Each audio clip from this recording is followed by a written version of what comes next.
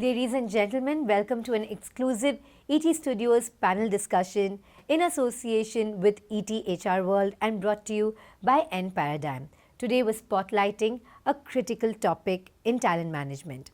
How is AI revolutionizing talent management, and what are the best practices and the way forward? And to discuss just that and glean those insights, I have with me a panel of distinguished leaders. Please join me in welcoming them. We have with us Deepak Arora, who's the head L&D at Birlasoft, and John Cherian, who's the co-founder, MD and CEO at enParadigm. A very warm welcome to you, gentlemen. Thank you so much for joining us today. It's our absolute pleasure to host you on this panel. Thank you, Shilpa. Thank you. Thank you for joining us, John. I'll start off with you, Deepak. How do you see AI revolutionizing the talent development, especially when it comes to HiPo employees, high potential employees? So, one thing which I've seen in the industry, one of the clear applications of AI, the industry was talking about AI applicability across businesses. But for me, what I see from the industry perspective is that AI has the maximum potential in HR. In the entire hire to retire cycle, AI has come in a big way. The kind of use cases which AI provides for HR is immense. The potential is immense. Now, coming to high potential employees, especially, there have been a lot of possibilities, starting from the point that it removes a lot of biases in identifying the right high potentials. The way you develop, the way you evolve these high potential, again, is something where you will see AI playing a very vital role. I'll just take a simple example of how do you look at high potential.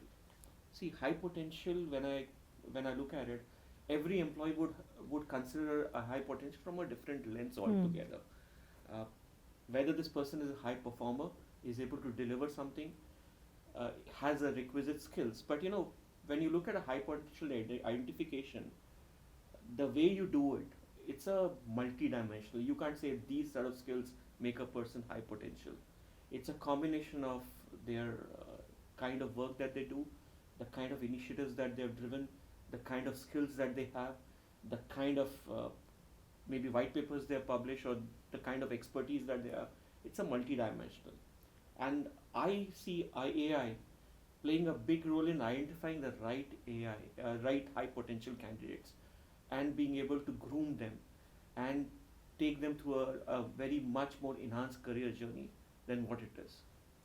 So, it's interesting how you say that every employee has high potential, but in a different sphere, right? John, perhaps you could tell us, a high potential employee, how does an organization look at it, and how is AI helping to develop this talent? Yeah, so like Deepak mentioned, right, that everyone has potential, but everyone has different strengths. And from an org lens, what we always want to look for is what the fit is. Yeah. Right? There are roles we have, there is talent we have. Is there a fit? Does the talent have the strengths for the role? Right? And that's really the fit that we are trying to kind of figure out. And that's the fit that we are also trying to create. And where can AI help over here? There are quite a few very, very key use cases for AI. One is where, how do you help identify the competencies or the skills required for different roles, right? So that's step number one. So everything starts with that, right? Then comes, okay, once I know what competencies and skills are required for a role, how do I diagnose and assess where someone really stands today from a potential perspective? So that's the second step. And the third step is, now I know where the person stands, I know what's probably required for success in the role. There is a pathway. How do I take that person on that pathway, right? And AI has very key value adds and use cases in all these three segments. Today, with the use of AI, you can definitely create a lot more tailored kind of diagnostic instruments, right? So there's a particular business context for any company. There are specific skills and competencies that we want to diagnose people on. How do I create a diagnostic that's very relevant and tailored for the need, right? Rather than using a talent, like a standard diagnostic. So historically, if you look at all the major talent assessment players, they would have standard tests and then AI will, sorry, not AI, but they would have standard tests, but the report that you get depending on your org context and role is different. So everyone goes through the same test. Today that paradigm is shifting, right? Everyone goes through a tailored test which is fit for purpose. So that's the first step. The second step is that of, then how do you then, create the pathway for development, right?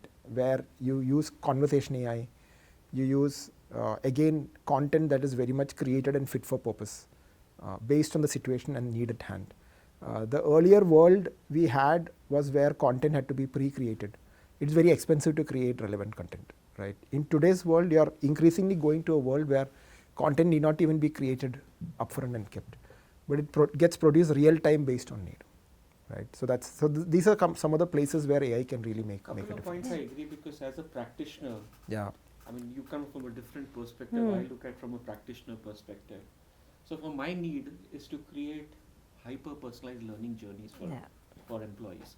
I mean, it should be relevant to that person, relevant to the experience, relevant to the skill sets they have, and what are the current gaps. So how do you align that to the business objectives actually? That was going to be my next question. So go ahead, tell us, with these hyper-personalized journeys, along with developing them, do you also keep that in mind, your business goals? Business goals will be very critical in this entire schema, because for a business to drive an effective strategy, they would need people with a set of competencies. Right. Competencies is never a single skill, it's a combination of skills put together, and a proficiency level in these skills as well. And for a business, when they have a strategy, they also know what kind of people can effectively help drive this strategy. So what will be very important is first to look at the business when they identify these set of initiatives, goals that they want to kind of achieve. They also would look at the kind of people which are needed, and then AI comes into play, because you're looking at first having a ideal candidate for this, and then you look at the kind of people that you have and the kind of skills they have, and you also want to understand the gaps that exist between them, and then how do you create these personalized learning journeys. And it's not just a learning journey. See, there's a human touch also, which is equally important. So it's a combination of coaching, mentoring, and along with these learning journeys that kind of play a vital role in contextualizing the development for the business need. That's very important. All right. And being a practitioner, what are the sort of barriers or the challenges that you are facing while rolling out AI in talent management? There are plenty of challenges, and from what I see and the way industry is evolving, the first one would be to have the right data set. See, the challenge is every organization would have a specific data points. They would give their performance data, they would have employee data, experience data.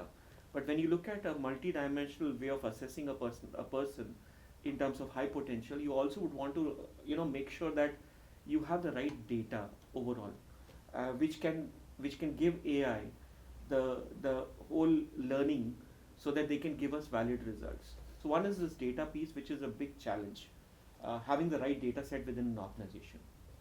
The second is trust. For employees, they would need to trust the system as well. There was a human way of doing it which had its own biases. So I would say the challenge is bias, not trust, but I would call it as bias, because for an employee, everyone has a perception. Right. They have perception of a particular leader favoring someone in, these are general in any company that happens. But the idea is that how can I remove these biases and create an ecosystem which really gives a clarity.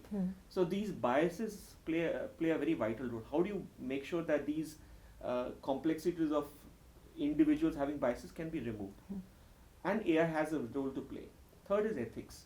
Ethically, there has to be the right business practices. How do you ethically make sure that you are putting your models that you create for AI to be the right ones? That's another area. Then the fourth one would be change management. For employees to accept that a talent development or talent management platform along with AI can be much better than what an existing platform is. I think these are a couple of key challenges that I see would be a hindrance. But there are ways to overcome them as well. And how are you overcoming them? See, right now we are all in the phase of we are learning. We are learning, and we are also working towards how do you bring, how do you see those potential possibilities of removing these kind. There's something which industry is talking about is explainable AI, which is where you're able to justify, or you're able to say that this is the model that you use to do decision making. If you're able to clearly give that to the employees, that this is how you arrive at a decision point, obviously it makes a difference. Then change management. Education is very important here. Educating the entire fraternity, where one is obviously the HR fraternity, which has to get educated to see how to utilize AI in the right way, and then subsequently to roll out to the entire employee population. So education is one more area that could really make a difference. So a couple of these elements really bring in, some of these elements of initiatives which can overcome these sort of challenges. Right. And then obviously the whole piece on how organization speaks about ethics, how they are talking about how they arrive at decisions, how a performance management system could work to evaluate the right high potentials. If those communications are direct and clear, that would increase the confidence of employees as well. Absolutely. And it's great to note how you are tackling these challenges. I'd also like to ask John, typically what are the challenges that you are witnessing in the industry and how are they being overcome? Yeah, I think the first challenge I would like to speak about is that of people being willing to experiment, right? So I think generally industry is still quite cautious about experimentation because there are risks, obviously.